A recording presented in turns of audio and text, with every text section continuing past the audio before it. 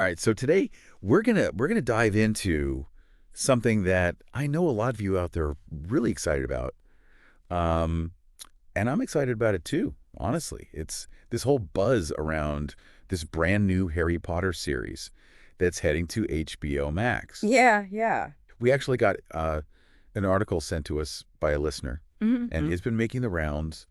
It talks about the upcoming series, but also dives into some of the speculations surrounding the casting and how these things are online. Yeah. It's like a wildfire. It's crazy, right? Everyone's got an opinion. Everyone's a casting director. Exactly. That's a thing. So we figured why not dive into this and kind of really unpack it. Absolutely. I think the big question everyone's asking is, can they recapture that magic? And the original series was such a phenomenal. Lightning in a bottle. Exactly. And this isn't just like a reboot. No. This is like a whole new era for the wizarding world. It really is. Right. We're talking new stories, Yeah. potentially a new perspective on things. Yeah. But there's this massive legacy Oh, yeah. that they have to work within. It's a huge shadow. It is. I mean, think about it. We had the books, of course, the films. Those were massive. Then you've got, the documentary that came out a little while ago. Right. Where we got to see all the original cast reminisce. Oh, it was so cool. And even like Harry Potter, Hogwarts Tournament of Houses, that quiz show is still going. Yeah, they're keeping that quizzing spirit alive. Keeping it alive. It's great. So it's this franchise that's truly spanned generations at this point. Without a doubt. But the thing is, the landscape has changed, in the time since those original films. It definitely has. And we've lost some of the greats who brought those characters to life for the first time. That's true. Alan Rickman is Snape. Oh, yeah.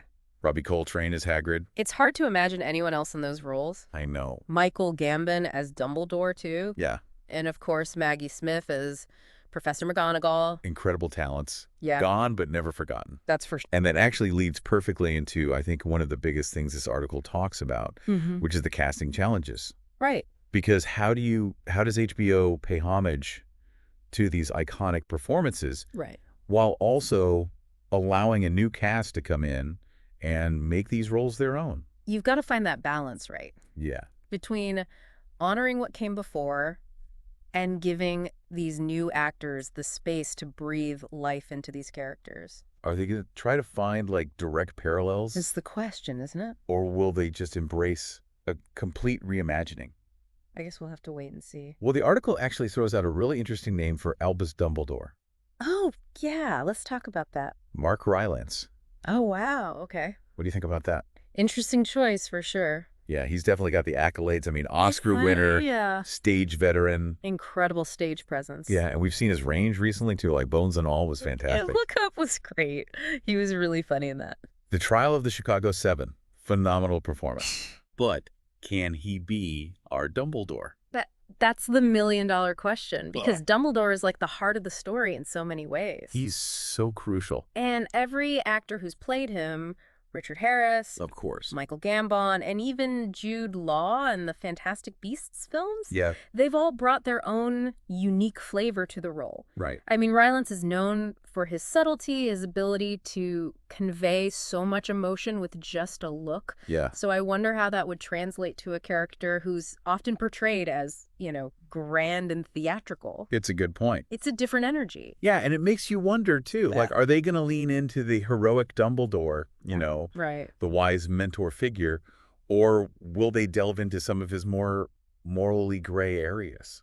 Because, let's be honest, Oh, yeah. he's a complex character. He is. Fans have been debating his choices for years. Totally. The manipulations, even when he had good intention. Right. There were definitely times where he was pulling strings behind the scenes. Exactly. And, we can't forget Yeah. J.K. Rowling's confirmation a while back about Dumbledore's sexuality, Oh, right. his past relationship with Grindelwald.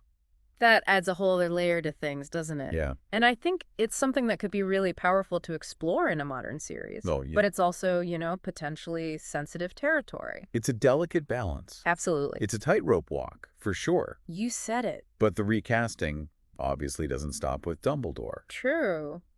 What about the Golden Trio? Harry, Ron, and Hermione. The article doesn't really give us any specifics on that.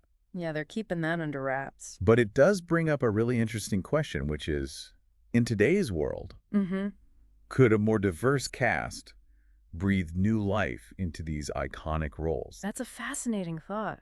It is. I mean, imagine the impact of casting a black Hermione Right. like they did in the stage play Cursed Child. I saw that. That was incredible. It was so powerful. Yeah, or what if we had an Asian Harry Potter? It would really challenge our preconceived notions. Yeah. You know, and it would add layers of representation that were Gotcha. absent in the original series. Yeah. And potentially spark some really important conversations. I think it would. Yeah. It's really fascinating to think about how those casting choices could influence the entire tone and reception of the series. Oh, absolutely. Will it feel like a faithful adaptation, a bold reinterpretation, or something in between?